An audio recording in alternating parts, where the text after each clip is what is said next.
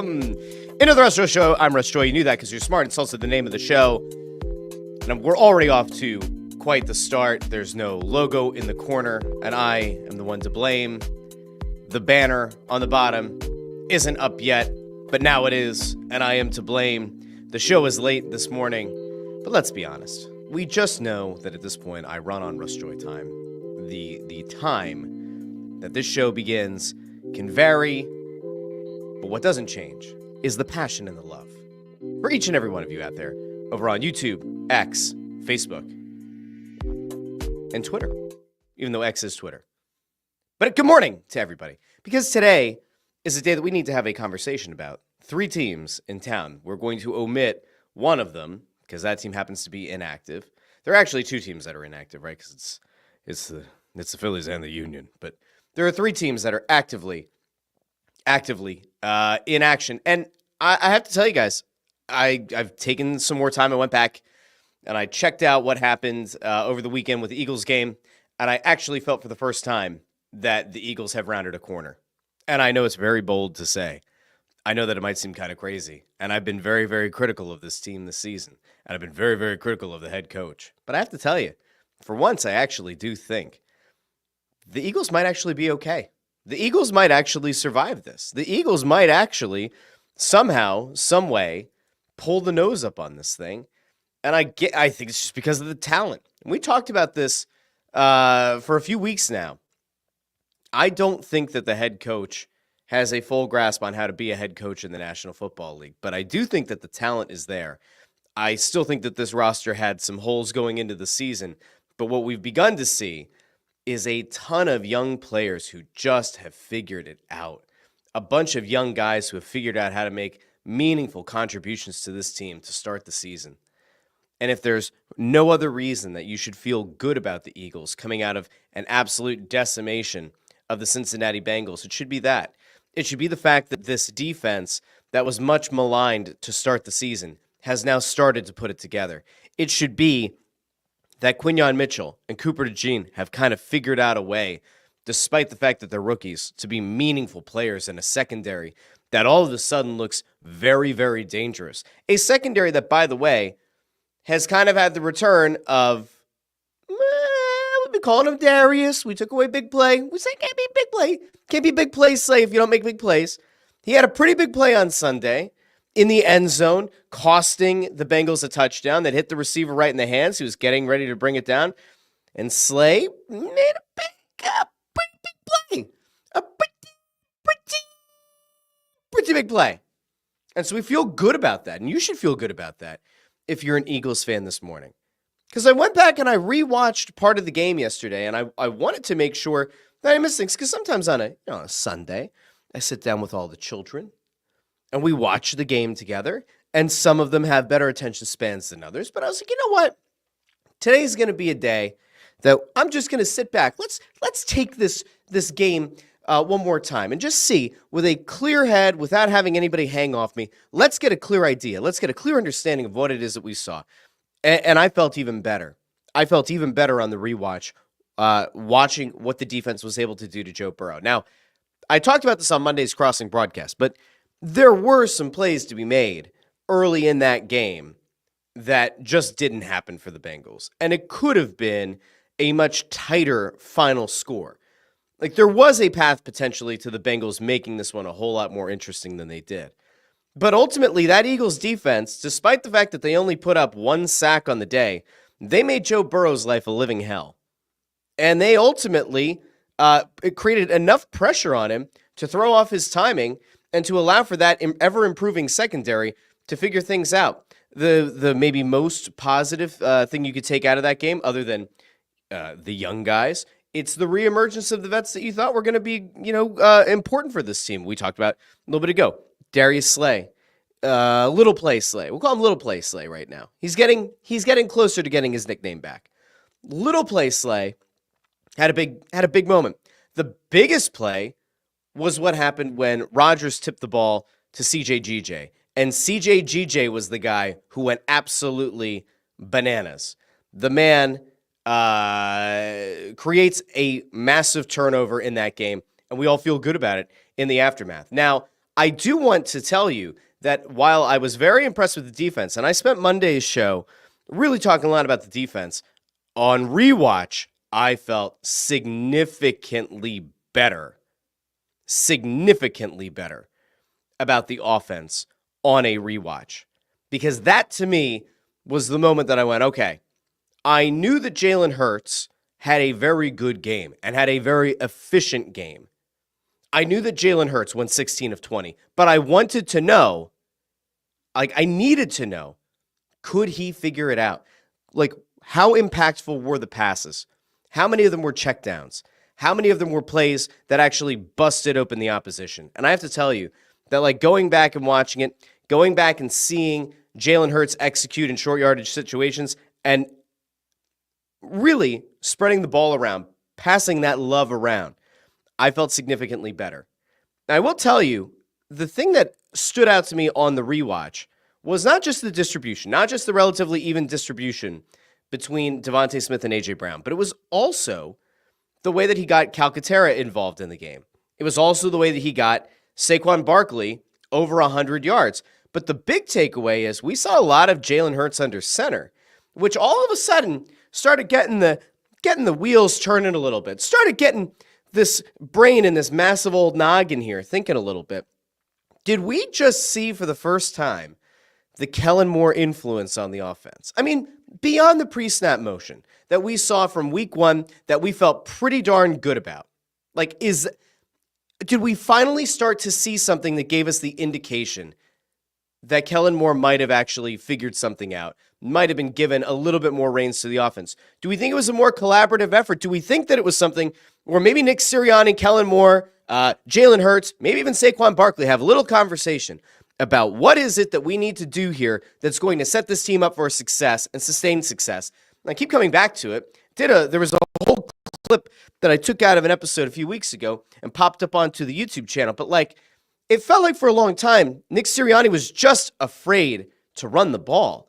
It felt like he was afraid to hand the ball off to Saquon Barkley, to like build the early part of a game's offense on Saquon Barkley, which has made no sense to me. The man has been absolutely dominant in virtually every game. The explosiveness is there. Like, for all the fear that the Giants had, and the reason that they ultimately chose not to extend a massive contract, or at least a respectable one, to Saquon Barkley, is because they thought that he was on the wrong, he was too many years in. You're starting to get closer to 30. He's 27 now. And you start to think that, like, there's the law of diminishing returns. And he'd been given a lot of carries. There were a lot of miles on those legs. Barkley looks like he's turned back the clock. Like, he looks like the guy who came out of Penn State. He looks like the guy who took the NFL by storm. The explosiveness is there. That, to me, is like the most encouraging sign. And it wasn't just him, because I think for the first time, saw a legitimate return of the explosiveness of Jalen Hurts. Now, it wasn't everywhere, and it wasn't on every play, but there's the touchdown that he scores off the right side that you almost see him hit a gear that it looked like you visibly saw the rust falling off the car. Like, it actually looked like the MVP runner-up Jalen Hurts came to play in Cincinnati. Now, again, he only had 20 pass attempts. He had double-digit carries. He had 3 touchdowns by rushing, right? Most of those short yardage situations on the tush-push. But like the acceleration being there is the thing that maybe gives you a little bit of hope. The speed coming back is maybe what gives you a little bit of hope. When you look at what made Jalen Hurts such an effective quarterback for this team, especially the year they made the Super Bowl run, it was because he was a legitimate dual threat. And being that dual threat was so much more than just Jalen Hurts being efficient enough through the air. It really was that, like, at any given time, if you gave him 3-4 yards of space and he got outside the pocket, like, he's rushing. And he's probably going to beat you to the sticks. But last year, we didn't see that much. Last year, it looked like he got hurt early in the season, took quite a few weeks to try to get back into form. Felt like late in the season, he kind of got back there, maybe tweaked it again. For the first time this entire season, I looked at this guy and said, that's the quarterback that we've all been waiting on. That's the guy that the people who believe in Jalen Hurts, I'm one of them, that the people who believe in Jalen Hurts have been waiting for. have been hoping isn't gone. I compare these two a lot, but like when you watch Joel Embiid, you know, in your heart of hearts, you know there is a 0% chance that he is ever going to return to the guy that he was his rookie season. He's never going to look like the player in his first or second year. He's never going to have that explosiveness. He's never going to have that lateral quickness. That player is gone, right? He's a lot bigger now. He's a stronger guy now. He's also a lot heavier. He's a lot slower. He's a more plodding player now. And the big fear here was Jalen Hurts isn't old. Jalen Hurts hasn't had that many serious injuries. Jalen Hurts shouldn't look like a guy whose speed has been reduced by like 40%. So I took that out of that game. I went, all right, we know that he still has the strength in the lower body. The tush push is still effective. You have a rotating cast on the offensive line in the trenches, which maybe makes it a little bit harder for you to execute the tush push as a unit. Last year, the Eagles benefited a lot from having just a very healthy offensive line. And they also had, future first ballot Hall of Famer and Jason Kelce in the middle.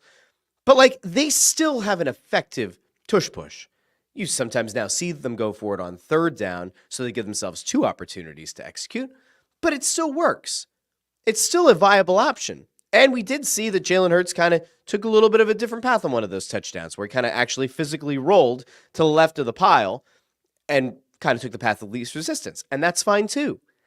And then you have this guy in the backfield, Saquon Barkley, who happens to be very strong, who's helping to push from behind. But Saquon Barkley is also like a guy that, if you are an opposing defensive coordinator, while you want to load up the box on the tush push, you also have to be cognizant of the fact that, like, oh, if we do oversell it, if we really do push everybody in, all it's going to take is a Jalen Hurts push, turn, pitch, Saquon Barkley's gone. So there is like this other level to things now that you have to take into account if you are a defensive coordinator. Barkley, I said in the offseason, was going to be such a massive addition to this team, and it's not just for his own production. It's not only for the rushing yards he's going to put up. It's not just for the rushing touchdowns he's going to provide you with. It's everything else. It's the gravity that he has. It's the gravity that his presence in that backfield will have as a viable option for Jalen Hurts to go to at any time. He can be part of your passing game. He can block. Sometimes he misses a block, but he can block. He's a strong guy. He can catch a good screen for you. He can run a decent enough route underneath. But more importantly, as a defense, you can't cheat off of that backfield because you have 2 guys who can legitimately get to the outside and pick up a first down. That's a big difference from last year. And I like DeAndre Swift, but DeAndre Swift is no Saquon Barkley. And so now what you're seeing, and the wild part of it is, you've had injuries on the offensive line, and Dallas Goedert's missed a few games, and yet you have enough depth that you can have a guy like Calcaterra come in, and it's almost like you're not missing a beat. That's great. But that also speaks to the value of Barkley, and of course it also speaks to the value of your 2 guys on the outside, A.J. Brown and Devontae Smith. And the nice thing, the encouraging thing, and I mentioned this a little bit ago, and I mentioned this on yesterday's show, but like seeing A.J. Brown and Devontae Smith have almost the same stat lines by the end of the game is an encouraging thing. Because one thing that detractors have kind of held against Jalen Hurts for years now is he gets locked on one guy, and that's the one guy that he'll feed. And in years past, it was Dallas Goedert. That was his number one option. It was his safety blanket, kind of like watching a young Tony Romo looking for Jason Witten. That was his go-to guy. And sometimes you'd be like, all right, well, there are other guys on this team that you're supposed to throw the ball to. Like, in theory, you would like to spread the love around. In this game against Cincinnati, 16 completions. I feel pretty good about it. Feel pretty good about the production of A.J. Brown, Devontae Smith, Calcaterra. And I feel good about what Barkley gave you out of the backfield. Now, I'm going to go over to some of the comments here because Jamie brings up a good point. I don't know if anybody saw this. Dan Orlovsky was talking about the under center snaps and how it changed the offense. I know I made this comparison a bunch, and I know that it's like really, it's tricky and sometimes it triggers people because we have to go back to the DeMarco Murray days. But like, it makes such a difference when you set up a running back to be his most successful self. Okay? Like, it is legitimately stupid for a coaching staff to say, we're not going to go out of our way to try to do something to benefit the player. The player needs to fit the scheme. And that's what Chip Kelly did way back when with DeMarco Murray. We're not seeing that now. We're not seeing that at all. Now we're finally getting to see what it looks like to have a coaching staff that, for better or worse, it might have taken a little bit too long, but they did finally figure it out. They finally did kind of give him the opportunity to line up in the backfield and have some actual momentum going into that pile and looking for a hole. That, to me, is a really good sign. If you're looking for another positive to take away from it, it's I think the coach made adjustments. I think that an adjustment was made in the game planning going into the Bengals game. And that sets up potentially a lot of really big positives for you in what is going to be a really difficult stretch. You have the Jags are a particularly difficult game. You have the Commanders coming up. You have the Cowboys coming up. You have the Ravens coming up. A strong Steelers team still coming up. Like, it's not exactly an easy end of season. And we're already, oddly enough, it feels crazy, you're already 7 games into the season. You're 8 weeks into the NFL regular season. It doesn't feel like the midway point to me, but we're almost there. Like, we're practically there. And with that in mind, like, it's pretty important to, like, make sure that you're putting all of your skill players in their best position to win their individual matchups and to ultimately help you win the game. They've always been good at doing that with Devontae Smith and A.J. Brown because they effectively have 2 number 1 receivers on the outside. They have figured out a way to incorporate whichever tight end is in the lineup, which is great. And now it seems like they're figuring out the way to unlock an every down back. Kevin at iRock Philly over on YouTube says, I was expecting this Jags-Eagles game Sunday night, and they changed it to 4. I know many hate late games, but I hate the NFL jerking fans around. I agree with that, Kevin. I really do. And I totally get why the league does it.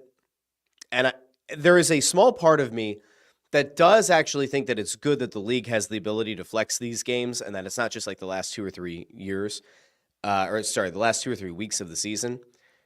But there is like the jerk around element to this, especially for like I think more of the out of town fans than the in town fans, right? Like if you were expecting to go see an Eagles game in Philly and you live anywhere remotely near Philly, all right, if you're planning on the night game, maybe it changes your daytime plans, but chances are you are going to go tailgate, right? So your Sunday's not totally blown up. If you have it moved from being a 1 o'clock game and flexed into a night game, that could be different. Like that actually could fundamentally change things. But the bigger deal is like for the out-of-town fans, because there are some people who book hotels, who book transportation, who are trying to figure out how they're going to get in and out of the city. And now all of a sudden you've blown it up on them. And it was like, what, a week's notice, I think, right? It was last week that they made the announcement about the Eagles-Jags game. So they don't give you a lot of time.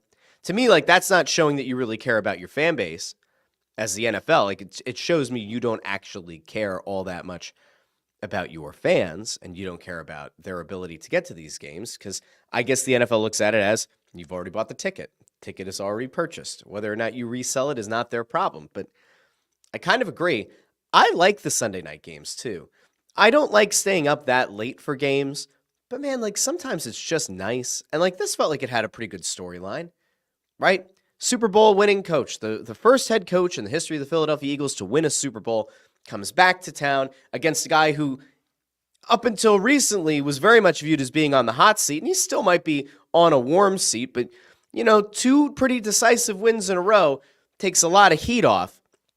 Like, that's still a good story. And it's still 2 young quarterbacks and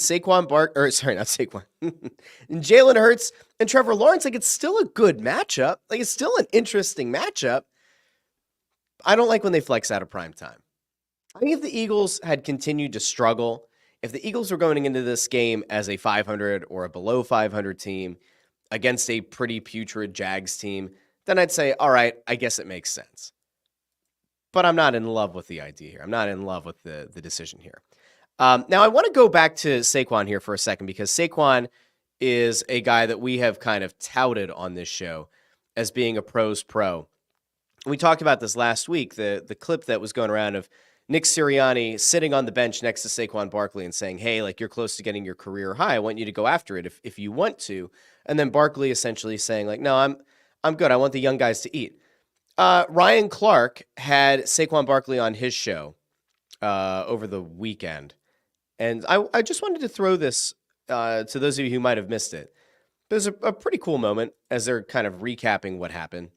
And you get to hear a little bit more just from Saquon Barkley himself about how much that matchup really did mean to him.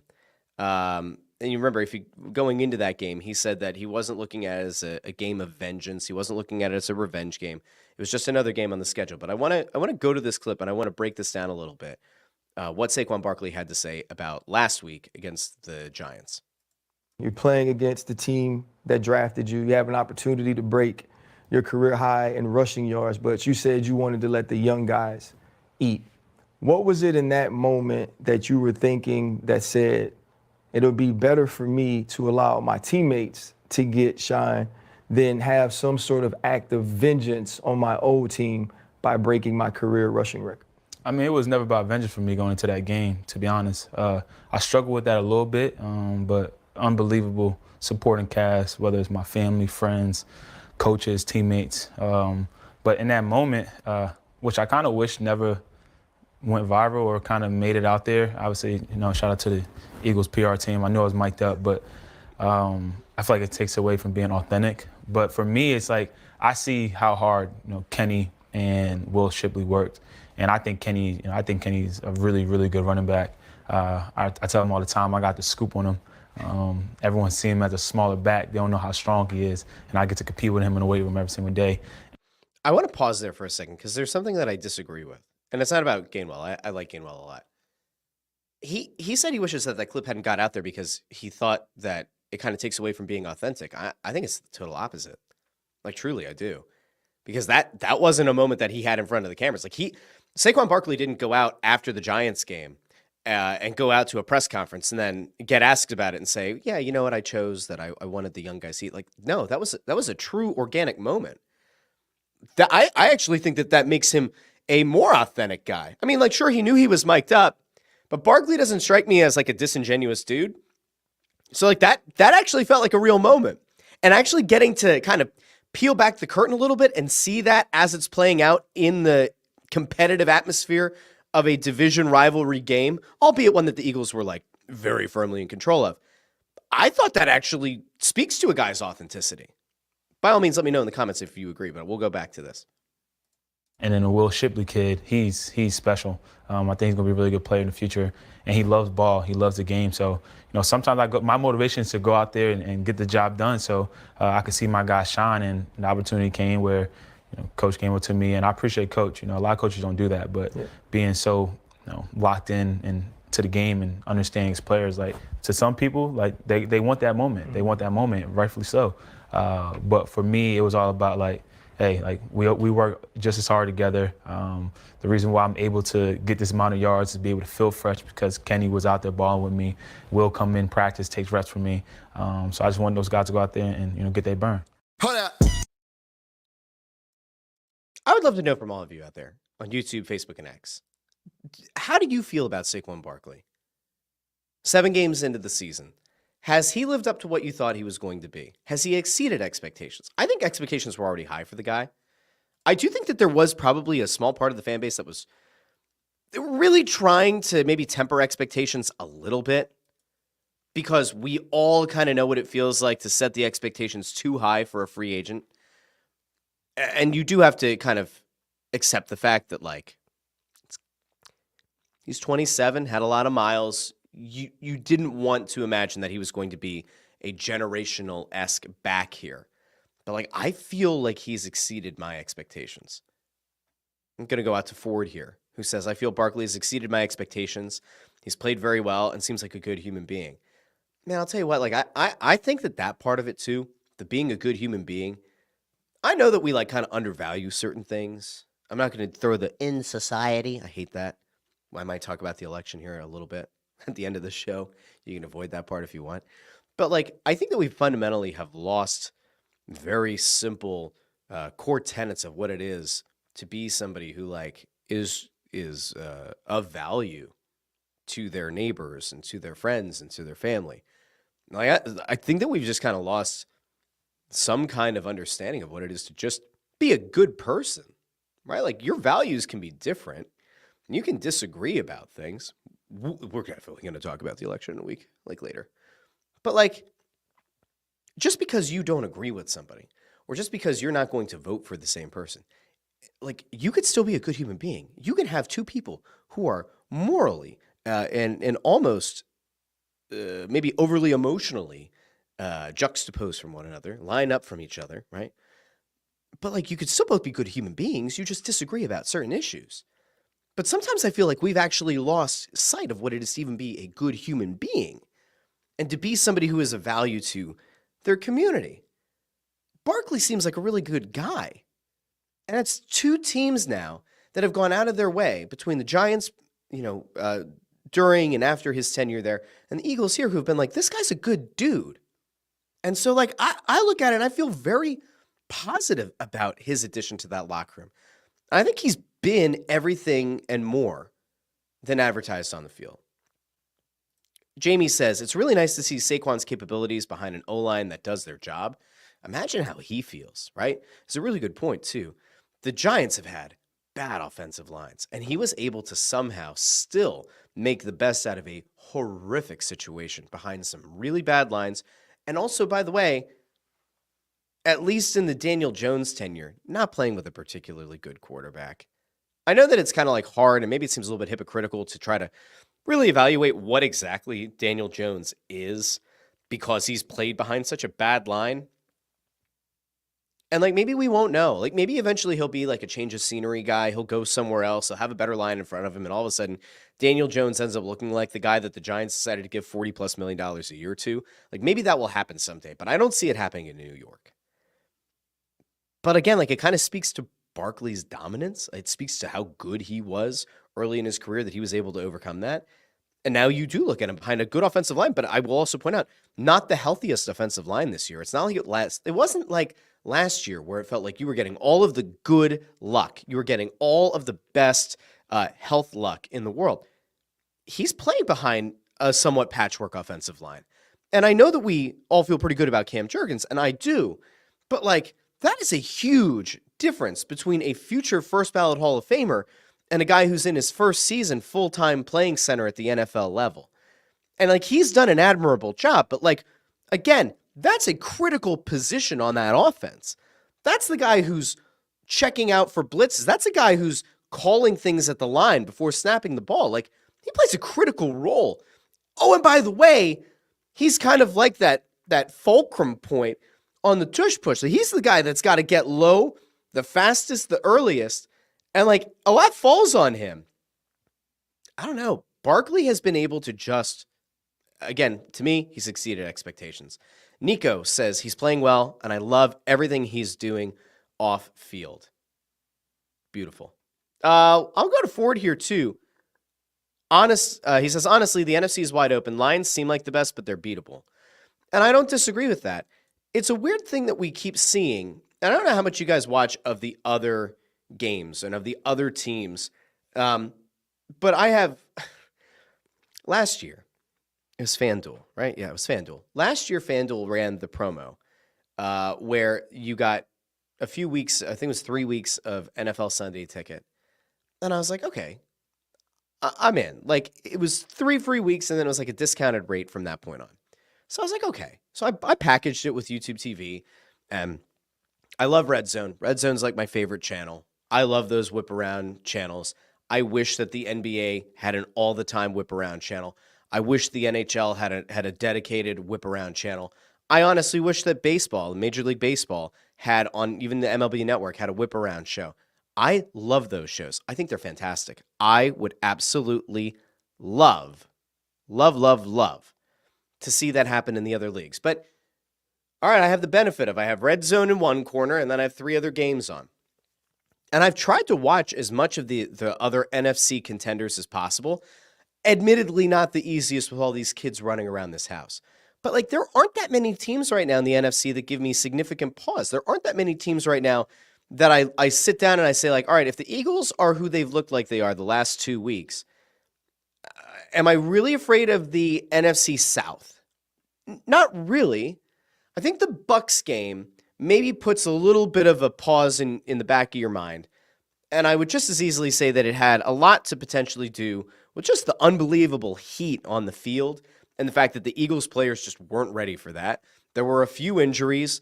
There were guys that just didn't look like themselves. And the Eagles, if you go back to that game, the Eagles offense couldn't get anything going early. The Bucs were just on the field, grinding down the Eagles defense. And eventually the defense kind of did settle in because the offense had longer sustained drives in the second half. But the Bucs don't really scare me. The Falcons are a good team. They are. And I think when you look back on it, that loss at home was a 1-point loss. Is that 22-21, I think?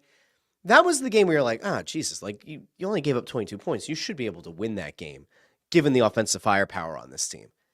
That, to me, doesn't look like that bad of a loss now, just because of how Atlanta has played overall. But do I genuinely fear having to play the Falcons, whether that's in Philly or in Atlanta? No, not at all. The NFC West is an absolute dumpster fire right now.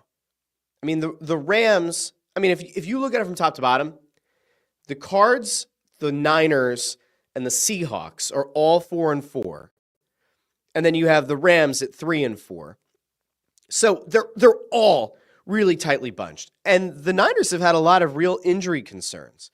It feels like each and every week there's a new injury to Deebo Samuel, no Christian McCaffrey. You start to kind of wonder about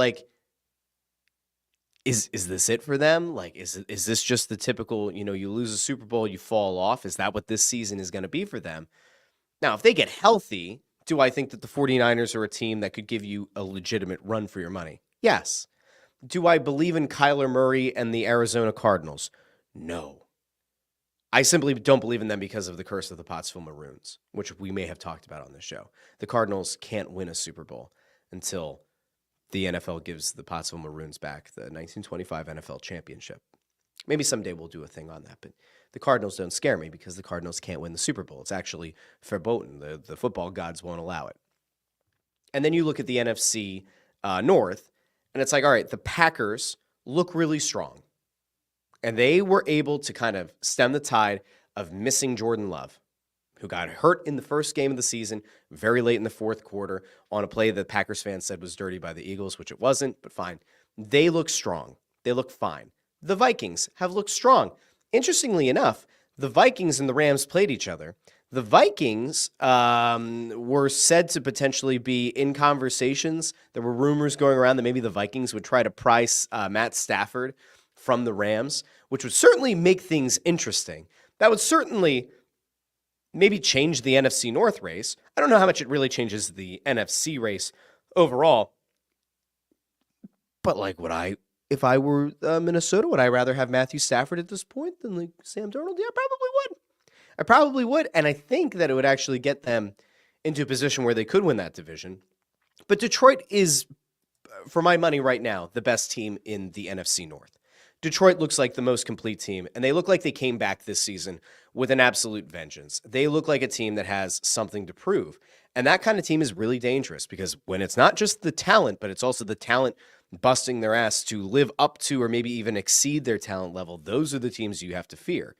So right now I'd say somewhere in this NFC, I would say that the Lions might be the best team in the NFC, but man, I really don't like riding the wave, right? I don't it's not a flip-flop. I don't like that, 3 weeks ago, I'm standing here talking about how I think Nick Sirianni is a total dolt and a buffoon and not a head coach, because I still believe all that. But the defense especially has played really well this season. If you throw away week 1 and you throw away Tampa because the offense legitimately put the defense in a horrific position, this Eagles defense has been holding teams to 20 points or less, or 22 or less. And when you have the kind of offensive firepower that the Eagles do, you should be able to win virtually any of those other games. You should be able to beat just about any other team that's on your schedule. So, all right, maybe I think if you're the Eagles, you obviously want to get home field advantage. You say the Lions, a healthy Niners team, and you might even have to include Washington. You might. Now, I can't go out of my way here to act in like a total psycho and say that like, oh yeah, Jaden Daniels, totally for real. Should probably be top 5 MVP voting. We're not going there. But like Washington does look like a threat. Now, Washington did have to have a Hail Mary at the end of a game against a Chicago Bears team that is severely lacking in talent. They're over 500 and like they're okay. But I wouldn't say that the Bears are like some incredible squad right now. But like Washington looks like a team that believes in itself. They, I think, are starting to consider themselves like a team of destiny. And if you missed it, which at this point there's practically no chance that you did, the Hail Mary that got thrown in that game, where number 29's in the bottom of the corner. I broke this down on Monday's Crossing broadcast. He's out taunting the fans before the snap, after the snap, and like 3 seconds or so after the ball snapped, it's like somebody yells to him, or maybe the fans are like, hey, dumbass, like the play's going on. He runs across the field. He's the one who touches the ball, who tips it into the hands of the Commanders receiver, which ends up being the winning touchdown in that game. Sure, it might be a miracle play, but like the Commanders are still legitimately in the race in the NFC East. They lead the division at 6-2. Like they are a team that you can't really look past. So, in essence here, in summation, Ford is right. The NFC is wide open. It could go a whole bunch of different ways. I don't know how you guys feel. I like when a team is dominant. I liked when the Eagles were pretty damn dominant on their way to a Super Bowl run. I liked, of course, the first half of last year where the Eagles were dominant. But there is something to be said for facing some early adversity. I will never, ever, ever, ever, ever be, and you can go back to every show that I've ever done since starting to talk into a microphone like 7 years ago. I do not subscribe to the notion that when you're playing good football at the end of a season and you lose in that last week or you lose one of the last 2 games and fans start to go, oh, well, you know what? It's okay, because you'd rather lose at the end of the regular season than in the playoffs. Like sometimes it's good to have a late loss so you know how to adjust. I don't agree with that at all. I don't like that mentality. I think that often ends up being the thing that kind of breaks a team's back. So I'm fine with early season adversity, and this team had a lot of it. And especially this head coach had a lot of it.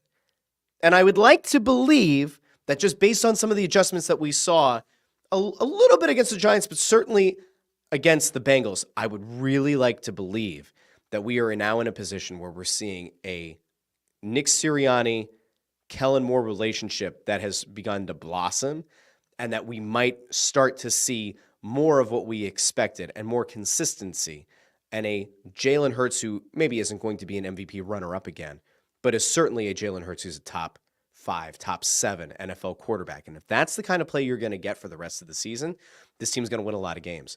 This team could very well win the division. This team could very well win the NFC. This team could very well get to a Super Bowl. I'm not ready to pencil them in there yet, but I am ready to start to say, like, yeah, I think that the talent is starting to show up again. And I think they're starting to execute at a high enough level. Now I'm going to go back out to the comments here. Kevin IRock Philly says, NFC power rankings, in my opinion, number 1, Detroit, number 2, Washington, number 3, Eagles, number 4, Green Bay, number 5. Oh, no, he has Minnesota and Green Bay tied there at number 4. Very interesting. Very, very interesting. Huh. Ford says that the Bucs game was annoying, but injuries, I guess. Kevin says Falcons' loss was a fluke. I don't know if it was a fluke. I think that what we've seen is that like the Falcons are a better team at this point in the season than we gave them credit for when they played in week 2. I missed this. Jamie brings up MLB has big inning on their streaming service. I did not know that. So if that's the whip around, is that every day? I'd love to know. I actually might be able to like enjoy more baseball if I knew that was the thing. And I did not know that thing. So I don't know. Does that fall on me? Does that fall on Major League Baseball for not marketing it to me? There are a lot of targeted ads these days. How have I not gotten served that yet? Ford says that so many talking heads predicted the Rams to be in the Super Bowl. Whoops. They're not out of it yet. Like I said, they're a half game behind. Like the Rams have pretty much just as good of a chance of making it to the Super Bowl, of winning the NFC West as any other team in that division. I still think that there are a lot of flukes out there. Joe Papel says Super Bowl teams are going to have to go through Detroit and Kansas City. Kansas City. I'm so sick of the Chiefs. And then it was what? DeAndre Hopkins got traded there. I'm like, what are we doing? They made a move yesterday. I forget the name of the player. It was like last night. Defensive player. I think a linebacker that the Eagles were apparently interested in as well. And it's like, why are teams trading with the Chiefs? Like, why? Can somebody explain to me what's the competitive advantage of making a trade with the Kansas City Chiefs? Like, we know that they're the odds-on favorite to win the Super Bowl again, right? Like, we know that they're in the midst of like another dynasty, right? Like, we all understand. Why are we making trades with Kansas City? Like, fine. If you want to part with a maybe starting linebacker and they're going to give you a first-round pick, even though it's going to be late, like, sure, okay, you're an idiot not to make that move. But like, why are we trading with Kansas City? Why is anybody trading with Kansas City? We need a boycott. We need a ban. Maybe a tariff. No, I'm just kidding. Andrew Fawcett says, morning all. Sorry I'm late. I actually have to work this morning. Oh my gosh, Andrew, I need to get in touch with you because I had a buddy send me something that blew my mind. I think it was over on TikTok. I should see if I can find it on Twitter because that's just that's easier for me to access and pull up on the screen. But there's something going on that I can't access because I don't live in Texas or I don't live in any of the places that have these things. But Buc-ee's apparently just rolled out all of their Christmas stuff, and there's a Buc-ee's Nutcracker.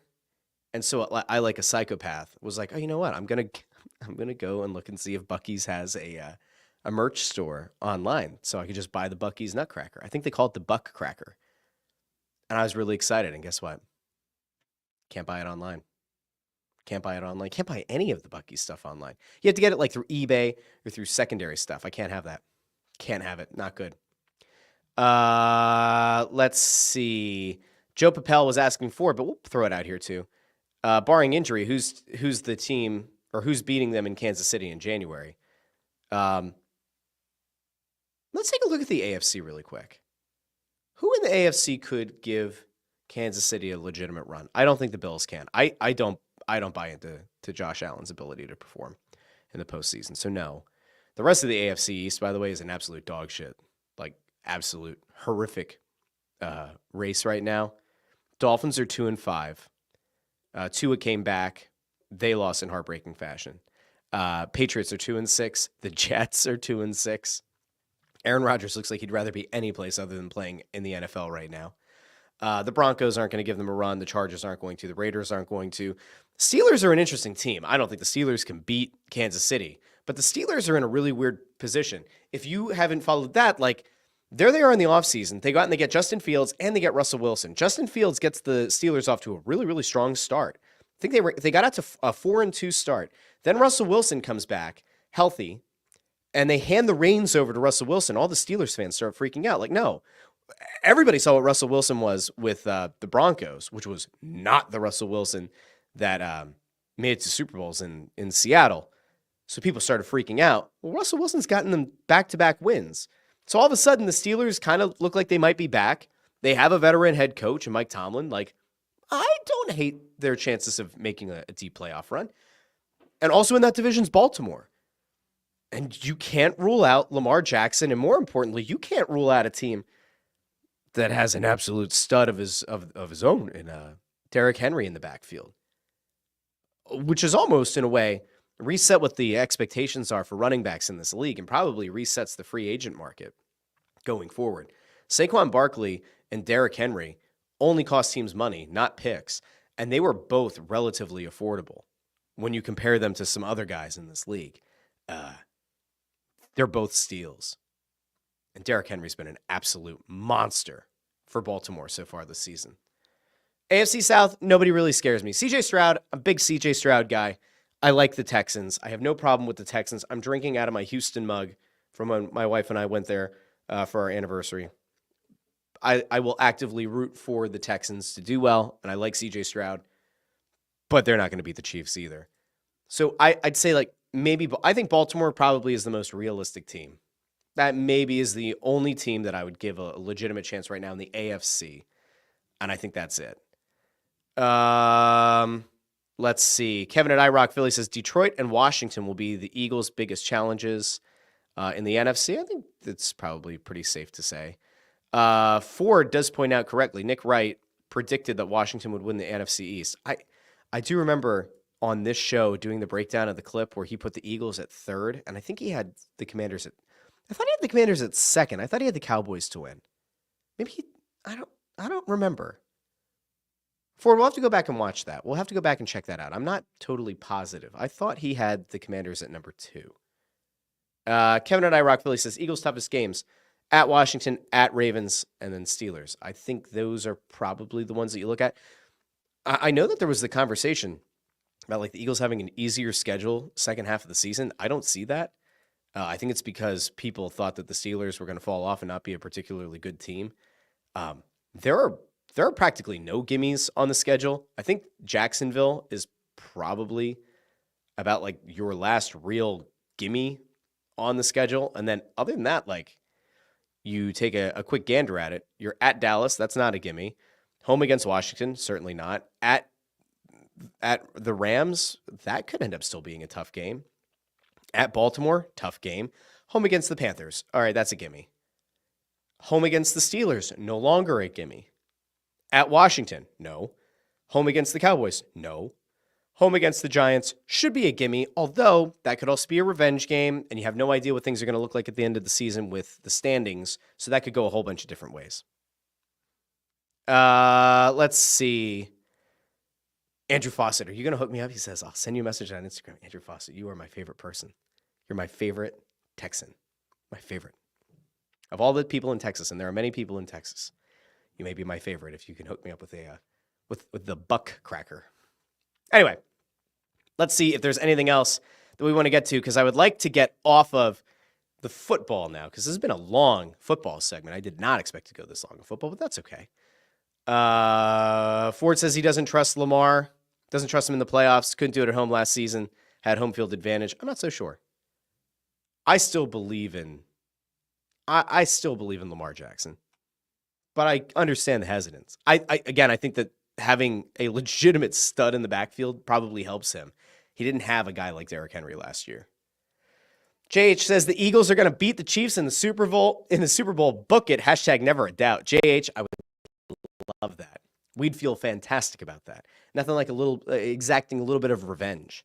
The best part would be if this Eagles team had gone through the kind of adversity that it did early in the season, and they really do start to turn it on, and it's almost an inverse of last year where you go really hot and then it falls off. Like, imagine a scenario here where, like, the Eagles maybe, like, I said before, I don't like the idea of, like, you lose one of the last 2 games of the year and you say, well, better now than in the playoffs. I will say, if you play really strong competitive games against Dallas and Washington and the Steelers and the Ravens, and say, like, out of, like, 5 games, Dallas, Washington, Pittsburgh, Baltimore, and, like, let's say the Rams. We'll call the Rams a competitive game. If you end up 3-2 out of those games, right, I still probably feel good about that as long as you played hard and it's a close game in each of those. You're just like, wow, this is 2 legitimate playoff contenders going head to head.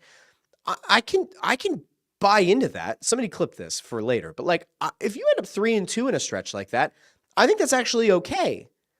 Truly, I think that it is good to kind of have playoff tested games. To some extent, you could make the argument that maybe the Eagles looked at this Bengals game as sort of being a playoff game, right? You're going on the road against a team that was 1 win away from getting back to 500, kind of following a script that they followed for a few years now, where the Bengals get off to a rough start and then they turn it on. The Eagles didn't take the Bengals lightly, and they played a very strong game. See, we've come back around to the Eagles again. JH also says that there are some doubts about the Eagles. So I said book it, but then said there are some doubts.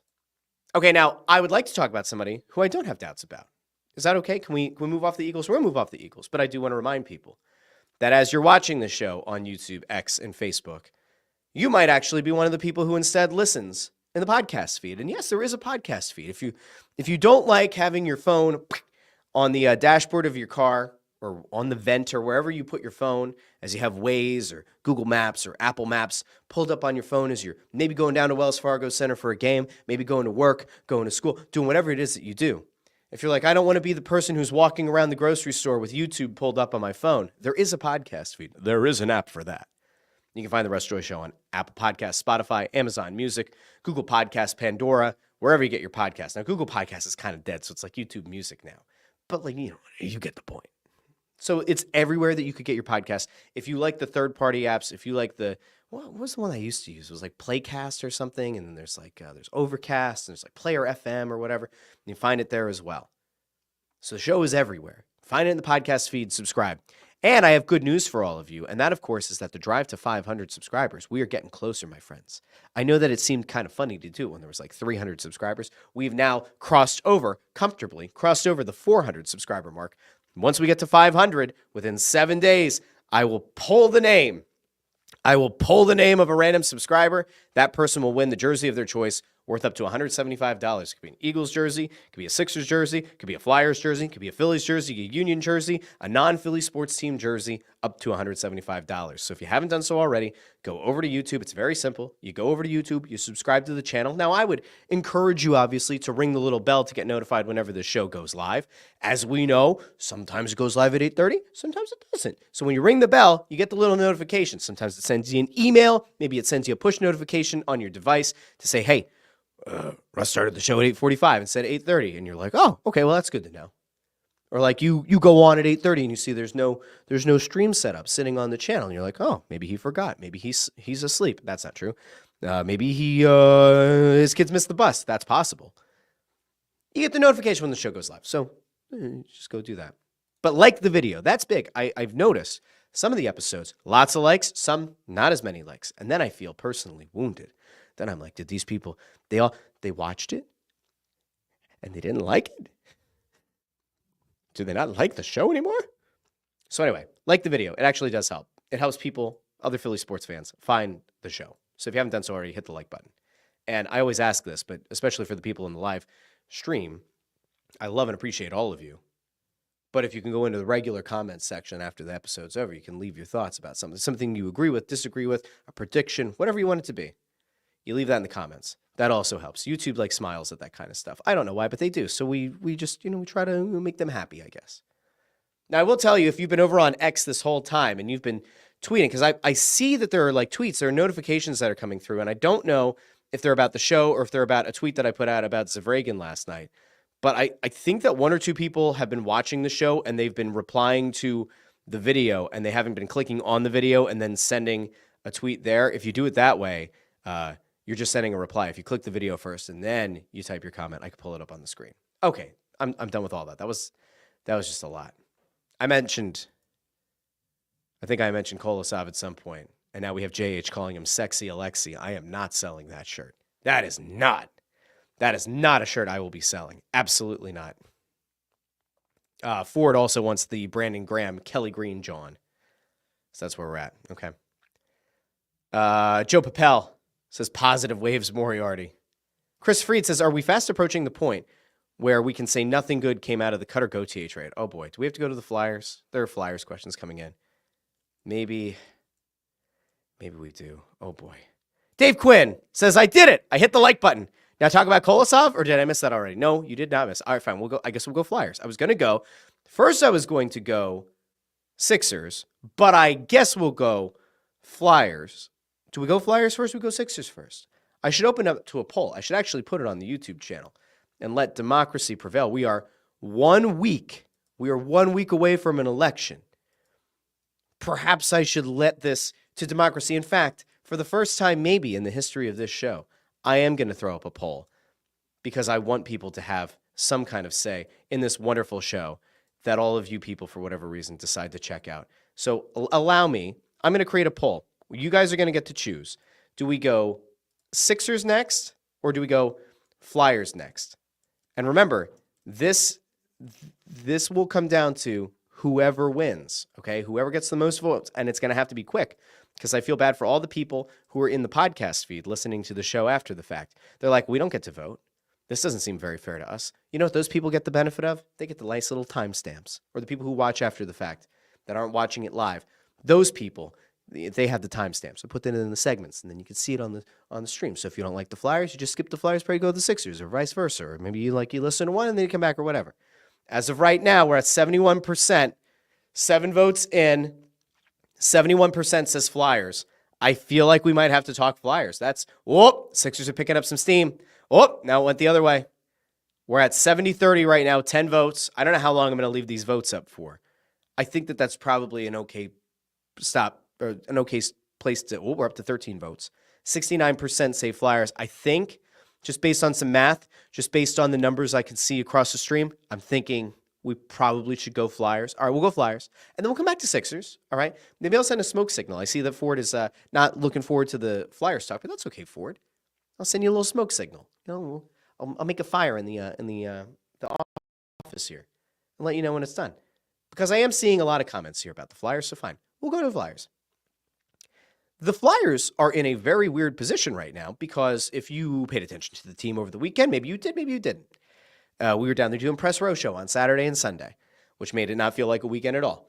Saturday, the Flyers were in this weird game against the Wild. They go up 2-0. They blow the lead. It kind of goes back and forth a bunch. And then in the third period, they actually sort of woke up and they walk away with a 7-5 win. And you go, all right, not the best performance by a team, but it did kind of feel like last year, at least a little bit. And you're like, maybe this is the momentum the team needed. Sean Couturier gets a hat trick. You're like, all right, maybe we feel good about it. Maybe if you're a Flyers fan, you feel happy about how Saturday played out, and you think that's going to lead to good momentum going into Sunday's game on Sunday night against the Montreal Canadiens. But prior to the game on Saturday against the Wild, the Flyers took Jetlachenko, their number one pick from this past draft, and they sent him back to Guelph.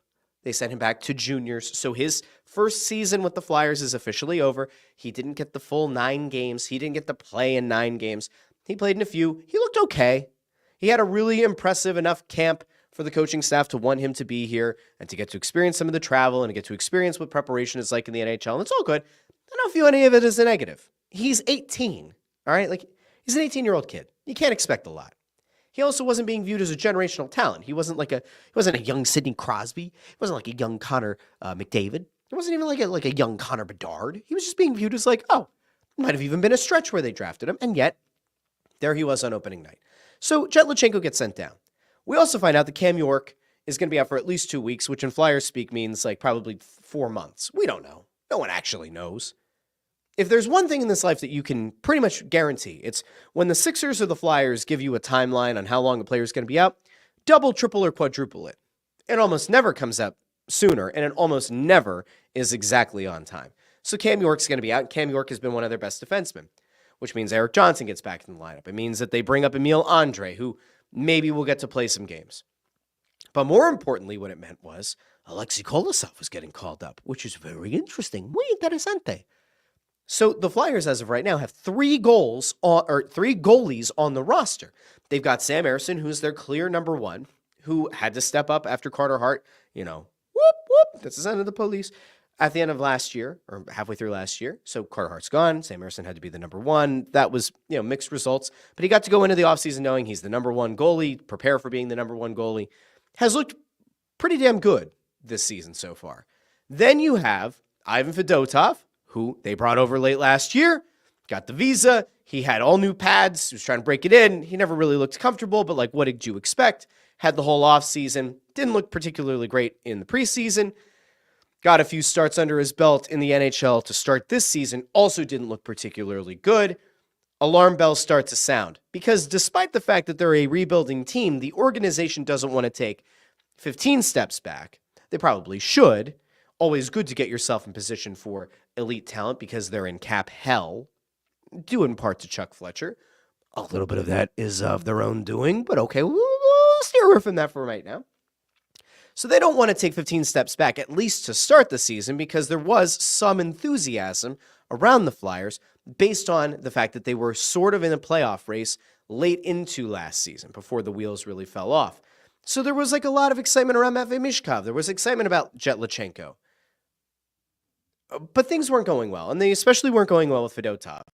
But instead of trying to put him on waivers and hope that he would get through, and he probably would with a $3.25 million cap hit, the Flyers said, you know what? We have the ability with putting Cam York on IR. They're like, we're going to bring up Kolosov, and we're going to give him a start. So Sunday rolls around, and Alexei Kolosov gets to actually get his first NHL start. Now, I don't want to relitigate this whole thing, right? And those of you who have been following the Flyers, you know how this goes, and those of you who haven't, This is just the very brief synopsis. Last year, Alexei Kolosov had been playing in the KHL for Dynamo Minsk, hometown team. He gets his visa. He's going to come over, hopefully get a couple of games for their minor league team, the Phantoms, and not only get that, but then also potentially get maybe a few starts at the NHL level.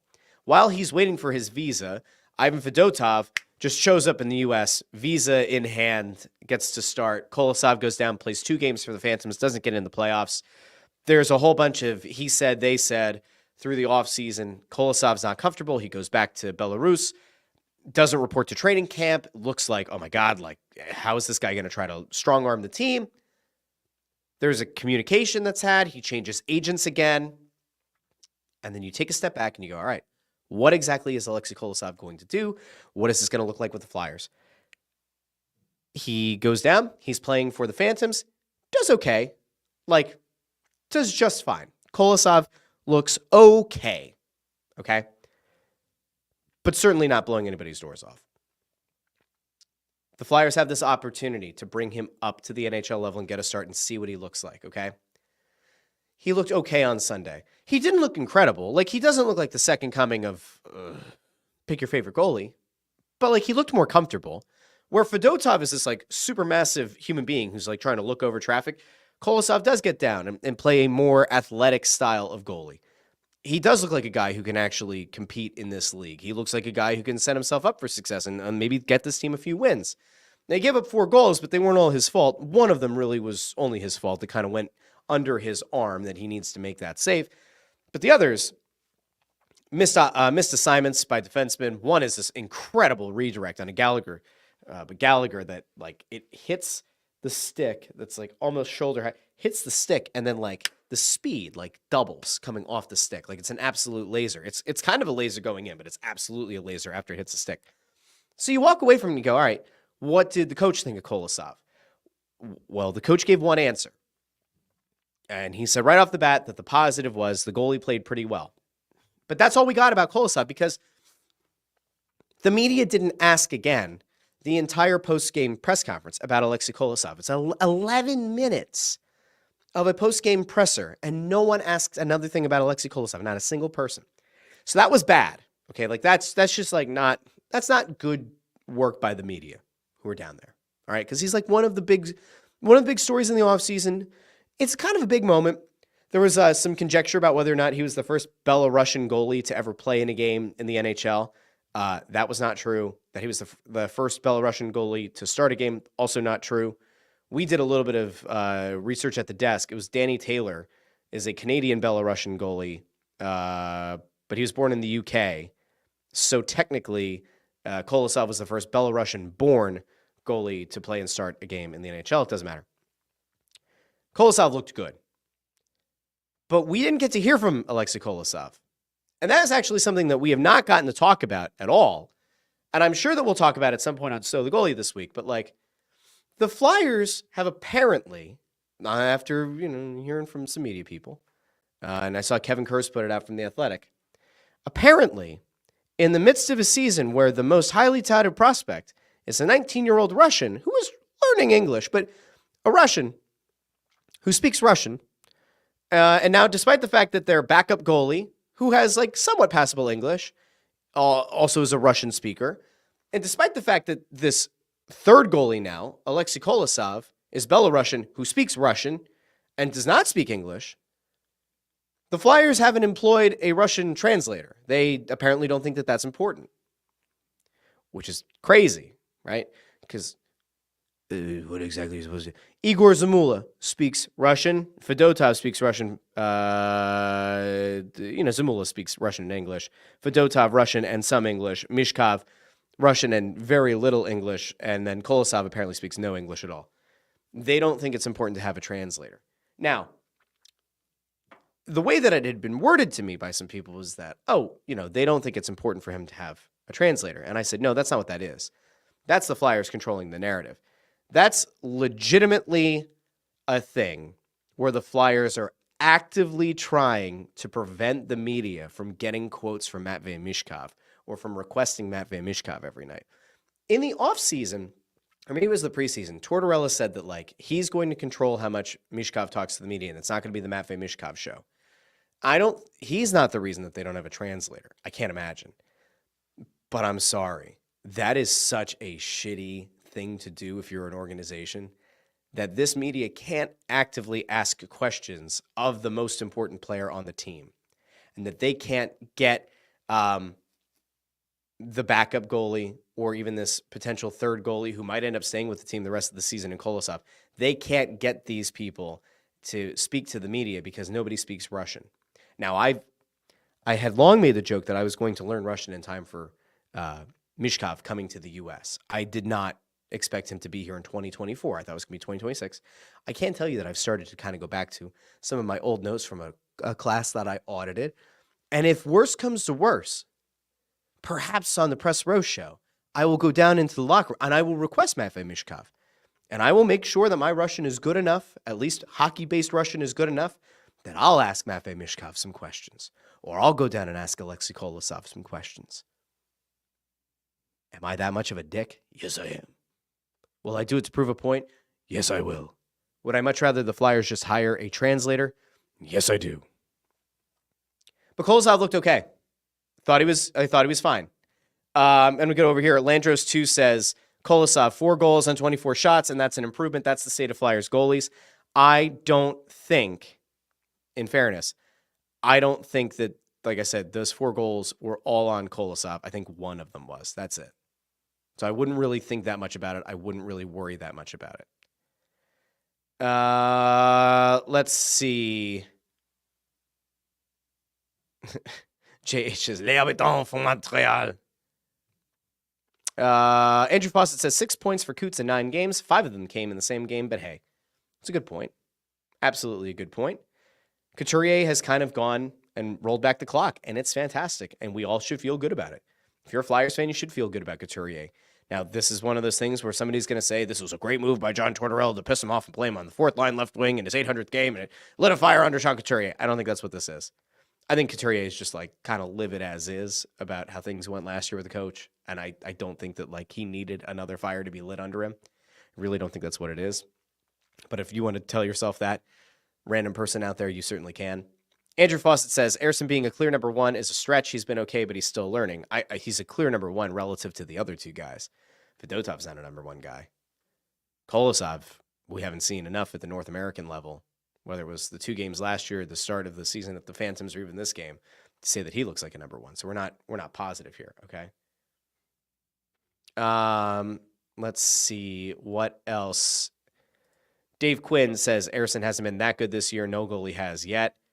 I think he's actually looked okay. I don't agree with that. I think the team in front of these guys hasn't played particularly well, and I think that's kind of like where they're at, okay?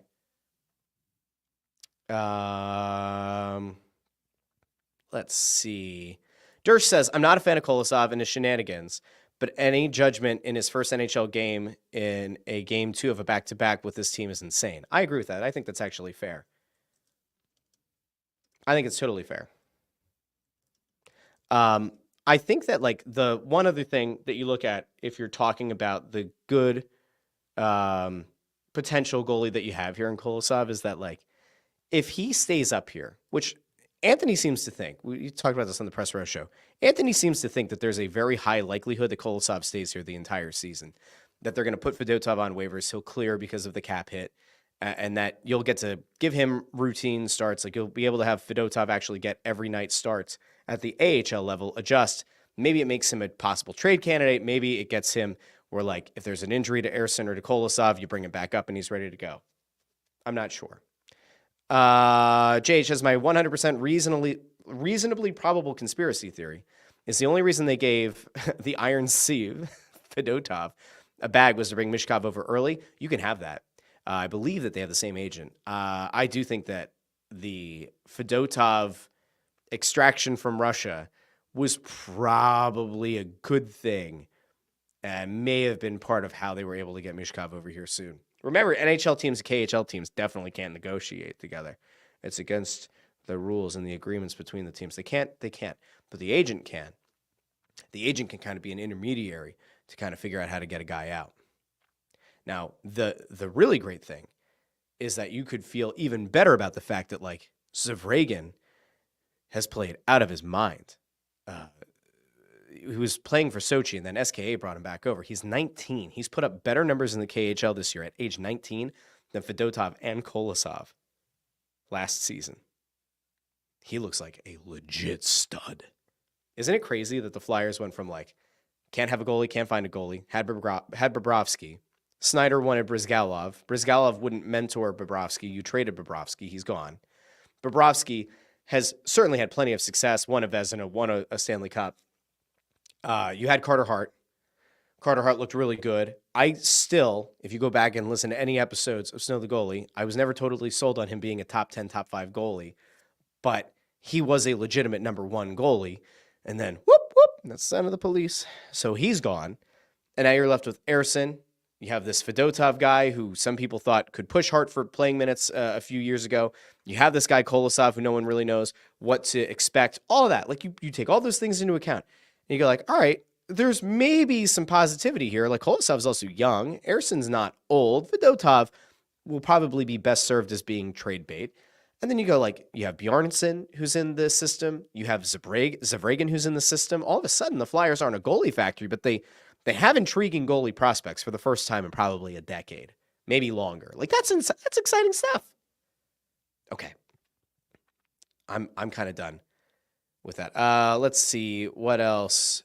Andrew Fawcett says Kolosov understands it but doesn't speak it. Sort of like me with Spanish. Okay. Now, if Kolosov understands it, that's great, but the problem is trying to get the answer back out of him to the media, you know? So, I don't know. C-Max says, Russ, if you do this, I will fund this. I don't know. What am I funding? Is it the buyout of Zvragin's contract to bring him over? Maybe that's it. Maybe that's it. Landro says, Ersson, the number 1, the tallest midget, tallest midget in the circus. I don't know. Maybe. Tyler DeMuro says, aren't the Flyers the only team with a sub 800 save percentage? I don't know. I could look. I don't know off the top of my head. Let's look. Team NHL leaders. Let's see. Where are the Flyers? The Philadelphia Flyers this year in save percentage. We have to invert it. Let's see. The Flyers have an 853 save percentage. Tyler, so you are fake news. You are fake news, Tyler. It's very sad. You hate to see it. 853, it is the worst in the league, 32nd in the league. Colorado has an 863 save percentage. Edmonton and Utah both have an 873. San Jose, 880. Ottawa, 882. I mean, there are a lot of how many teams do we have here? It's 14 teams have a sub 900 save percentage. So there you go. There we are. I think C-Mac here is talking about if I went down into the locker room to go ask the Russian players questions in Russians. Can you imagine Tort's face if he found Russ did this? Like, that would end Snow the goalie. Nah, it'd be totally fine. How could you hate reporter? How could you hate person who goes down and asks question of player in his native tongue? How do you do this? I do not know yet. All right. Last thing today. It's been a long show.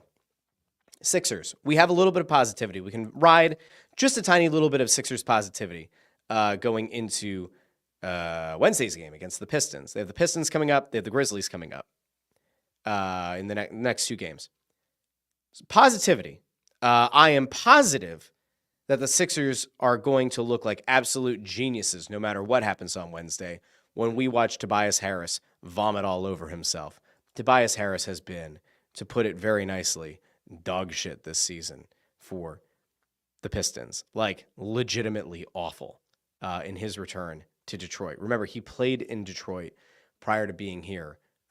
He also played for what? It was Orlando, right? It was Orlando, then Detroit, played for the Clippers, then played for the Sixers. And now he's back with the Pistons. Kind of a mess. But Tobias Harris this season, very bad. Very, very bad. Averaging 10 points, 7 rebounds, 2.3 assists, shooting a scorching 34% from the field, 17.6% from beyond the arc. That's an effective field goal percentage of 37.5%. That's what Tobias Harris is doing right now. So while Tyler DeMuro is absolutely trying to troll here with a little bit of sarcasm, the Tobias Harris revenge game. I don't know what a revenge game looks like for Tobias Harris, but what I can tell you is that I certainly wouldn't be afraid of it if I were the Sixers. 17.6% from beyond the arc. 17.6. That is unfathomable. 34.1% from the field in general is unfathomable. Horrific numbers. So do I feel pretty good about the Sixers' chances against the Pistons? I do. And I feel good about it for two reasons. And maybe we'll dive more into this. Jamie's great. Revenge game would be him taking a charge. That was good. We'll probably get into it more on Friday. I think this maybe will be a little bit more of a Sixers heavy show on Friday, and obviously like previewing the Eagles game against the Jags and anything else happens with the Flyers. But Tyrese Maxey played basketball for the first two games of the season, played an first half against Indiana, and then he turned things back up. And then he became the Tyrese Maxey that looked like a number one option on a team that doesn't have Joel Embiid. He looked like a guy who could be a number two option, even on a team that has both Joel Embiid and Paul George. Looked incredible. Put up 45 points. That to me was like, that's the thing that you needed to see if you were the Sixers. You needed to see that Tyrese Maxey was going to be able to get you at least one win in those first three. And you had to see that, like, despite the fact that like teams are going to actively try to shut him down, that he was going to be able to overcome it and figure it out. Now, we don't know exactly when we're going to get back Paul George. We don't know when he's going to crack the lineup. He is practicing. He's at least doing some shoot around. I don't know if he's a full participant right now in every practice, but like it seems like he's kind of gearing back up from that hyperextended knee. Joel Embiid, nobody knows. Nobody knows what the plan is. Nobody has any idea. If Joel Embiid doesn't play for 2 months or 3 months, nothing will surprise us. If he plays tomorrow, we would be surprised, but we'd say, all right, cool. The Sixers don't actually have a plan that they can clearly articulate. So that's its own problem. Okay. Tyrese Maxey looked really good in the second half of the Pacers game. They win that one on the road. Pacers team that many believe is going to be a playoff team. We can feel good about that. I actually feel very good about the fact that guys on this team seem to have defined roles, clearly defined roles. Andre Drummond, your goal is to be an absolute beast on the boards, 17 rebounds against the Pacers. Kelly Oubre, your goal is to be some form of a dynamic wing that can knock down a three but can also slash. He's doing that. Eric Gordon, we just need you to provide solid minutes at guard, get us some points. He's doing that. Caleb Martin, let's see if you can contribute in a somewhat meaningful way, points-wise, but also be a guy who can clean up the glass. He's doing that. He's playing hard, tough basketball. That Heat culture, he's brought it with him from the South. Like, there are guys on this team that actually look like legitimate players. And then you start thinking about, you had a Paul George back in, you had a Joel Embiid back in. Now, all of a sudden, you're bringing two of those guys off the bench, whichever two they are. Like, obviously, Drummond will be the backup center. And then, I don't know who Paul George bumps. Maybe, does Oubre get bumped to the bench? Maybe. Does Caleb Martin end up being the guy who gets bumped to the bench? Maybe. But either way, that's a hell of a thing to have. You have Kyle Lowry who can run the second unit at point guard. It's a good team. Now, like, I know they're 1-2 on the season, but it's a good team. Now I'm not even worried about the Joel Embiid thing. Like, I am and I'm not. But like we all knew that there was a good chance he was going to miss time, right? Because it's just how it works.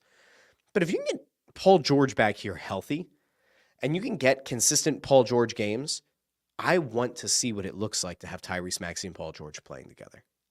Because that, I think, is like the most critical piece to this.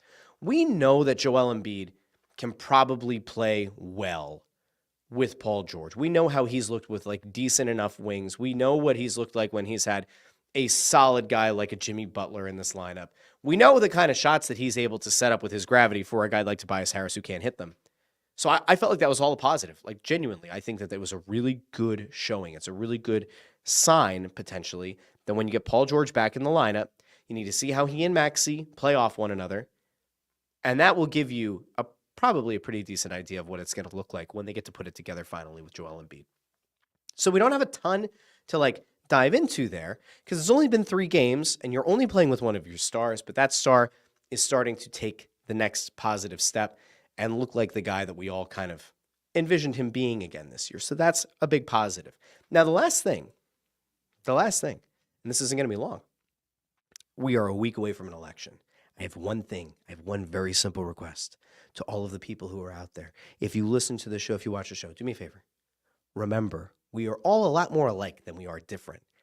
Don't just actively hate people because they're not going to vote for the same person that you vote for. That's lazy kind of shit.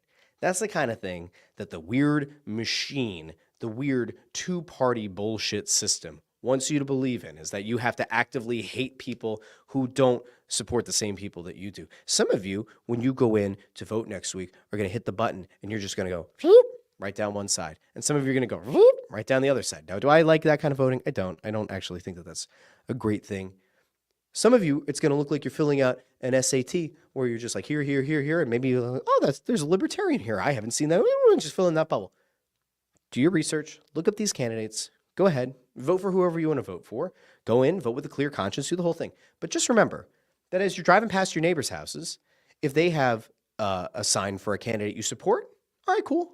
And if it's somebody that you don't support, just remember that when the election's over, no matter what happens, no matter who wins at the local level, the state level, the county level, the national level, those people are still going to be your neighbors. So don't burn every relationship you have because you get staunchly entrenched on one side. That's my message to you. And maybe we'll talk about more on Friday. Maybe we'll talk about it a little bit on Tuesday. It'll be at the end of the show, so you can skip it if you're morally opposed to somebody saying anything about just trying not to be mean and not being awful to each other. I just request a little bit of common decency from people. Nico says, don't burn people's ballots. I did see that. That's crazy. There are like two things that I'm actively kind of looking at on a somewhat, well, there's that. There was the file. I forget where that was, but there was at least one ballot box that's been burned, which is not good, not ideal. I don't also know how those people get notified that their ballot, like that's its whole other thing. I genuinely don't know. Like if ballots have been burned, you can't exactly like turn around and then like go back to those people and say, hey, I know that you think you voted, but like your ballot's been burned. There's not really a way, to my knowledge, unless I know that they track who requests a ballot and who sends it back. So then maybe it becomes something like where the party has to reach out. I remember having to like, I remember this being a thing, but like maybe then the party has to reach out and say like, hey, it says that you requested a ballot, you didn't return it. Like it hasn't been counted. And then that person says, well, no, I sent it. And then maybe because of like what happened there, it's like, oh, well, your ballot must have been the one that was burned. And then you have to go out to the poll. I don't know. That's not ideal. There was another wacky thing. There was like a thing out in Lancaster County that apparently they're like investigating, like some kind of like ballot harvesting thing. And like they think that it might be happening in other counties. Well, on a local level, that's at least somewhat intriguing. Like, what the hell is going on? I don't know. Joe Papel says two-party BS is how they created their power, divided America. America is created by those in power. I just point back to the fact that like as much as we're told these two hate each other, they actively have worked together to avoid letting a third person on the stage at the presidential level. They actively work together on, what is it? It's the Commission on Debates or whatever, but it's like essentially the two parties. When RFK Jr., whatever you think of him, was like actually polling a decent enough number that he might have been able to be in a debate, they automatically were like, no, you know what? We're going to circumvent that whole thing and we'll set it up individually where it's just these, like, that's just not great. It's just not great. I don't even care how you feel about any of the candidates. I just think that's not great. I don't think it helps anybody. That's just me. I'm crazy. Chris Freed says voters can check if their ballot was received. Okay, there we go, Chris. That also then, in fairness though, that also does kind of fall back on the person who votes to have the motivation to actually do that. And now all of a sudden the onus falls back on that voter to check. But okay, it's good to know. Dersh says they have to contact the Board of Elections and vote on provisional and submit it. If their drop vote was salvaged, they'll drop the provisional ballot. It seems so complicated. We also probably won't know who wins next week. That'll be a whole other thing. Like we could, next Tuesday, I might be able to be like, hey, election day. And then Friday, be like, hey, we still don't know who won. It's possible. Who knows? Landro says 3 parties in Canada is a shit show. I always point, I know it's not perfect, right? And you can't exactly compare things, apples to apples. Germany has a parliamentary system where there are like 15 different parties represented in parliament. I don't know. I think there's like a way to do it. But as of right now, the system's just kind of locked into 2 and it's kind of broken, and they're not in any way, shape, or form incentivized to open it up to more than just those 2. Jamie says, my county just released a list of people who had errors on the mail ballots in an effort to get them fixed. What kind of error do you have? Like, you voted for 2 presidents? Like, what the hell? How do you have an error? I'm really confused. Jamie says, don't forget Tuesday is also the NFL trade deadline on top of this. Jamie, you know what? We'll do an election day show where we'll talk about the NFL trade deadline. We'll see if the Eagles make any moves. I have seen that the Eagles have been involved in a bunch of rumors, but we will find out by next week if they actually get in on any of it. Kevin says he's voting early this week to avoid the lines. I actually think that's not a bad idea. My polling place got changed, so now I have to like kind of arrange how I'm going to get there. I'm going to drive there, but like the one that I typically would vote at is very close. I could walk there. This other one is not walkable. So I guess that would be my other thing. You know, if you're actively trying to like do the whole voting thing this year, if you're going to vote on election day, make sure that you double check where your polling place is because it might be different. Mine definitely changed. I don't remember actually getting a notice that it changed. I assume that they'll send one by Tuesday, but I found out from other people who live near me that it got moved. So I'd encourage any of you, however you're going to vote, make sure you double check where your polling place is. You're a week away or whatever. So Jamie says, it was missed the mail-ins that were sent in that had errors, missed dates, and signatures were missing. That's not great. Joe says, at least the ads will stop polluting minds. I can't wait until we are done with the ads. Can I just say really, really quickly that, like, I get why people run the attack ads. I do. I understand it. I understand the psychology of it. But, like, I don't have a way, to my knowledge, that I can toggle off these commercials in any way, like when my kids are watching TV. And I'm sorry, but like when we're talking about some of the things and some of the words that we're using on these ads, and there's like little kids watching an Eagles game, and it's like, what is it? I'm not going to use all those terms, but you know, like there's the ads that run about illegal immigration, the kinds of people that are being let in, and there are certain words where it's like, that's not a word that we use in our house every day.